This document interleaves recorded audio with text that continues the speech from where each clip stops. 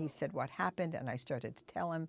And I said there were, he asked me about shots. I said, oh, yeah, there were at least 12 to 14, 10, 12, 14. And then he said, oh.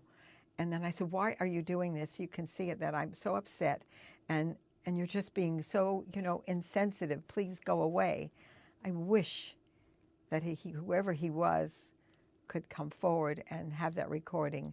And because I reiterated that, there were two men that came to the door. My son answered the door, and they identified themselves as FBI agents. And of course, I invited them in, and they explained why they were there. They interviewed me. They had an attaché case, and they asked me questions, and I answered them totally honestly and told them that, yes, I was there, and I did hear between 12 and 14 shots, and I gave them account of exactly what happened from the moment I was waiting for the senator to when he dropped to the floor.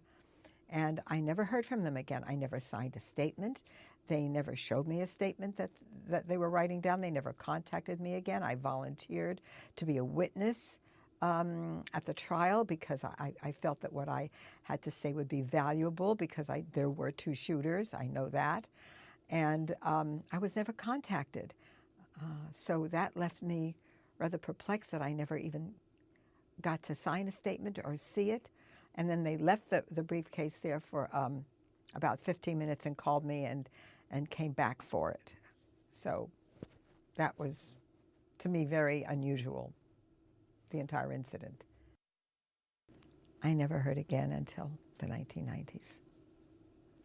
I did get a call in the 1990s from a professor at Dartmouth called Philip Melanson, who was thinking about reopening the RFK case, and I certainly was very anxious to participate in that. I did get a phone call recently from a gentleman named Melanson, who is trying to, very brilliant man in back east, who's trying to get a new trial, and uncover all these people that were there that said, hey, no, there was more than Sirhan. And he sent me my FBI report, which absolutely floored me, because the misstatements, there were at least 14 misstatements, and I highlighted them and sent them back to Professor Melanson, and he put them in his book called Shadow Play. And I was just shocked that they said I said 8 shots and that there were firecrackers, and it didn't sound like firecrackers. I saw red flashes. I didn't see red flashes. So it was just doctored to, I feel, match whatever they wanted to have come out as their truth, but not the truth. So with that, sir, you have a 5-year denial. This hearing is now concluded. The time is 5:49. I was called by the attorney for Sirhan, attorney William Pepper, and I did speak to him, and he asked me if indeed I would testify that there was another shooter, and I said yes, I would. Thank you.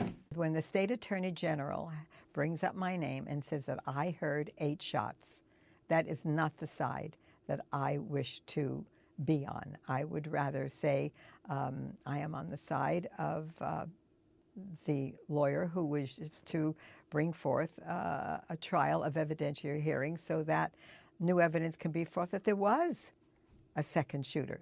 That is who I would be very happy to testify for. That's the side I guess I would have to say I'm on, is the lawyer, Mr. Pepper.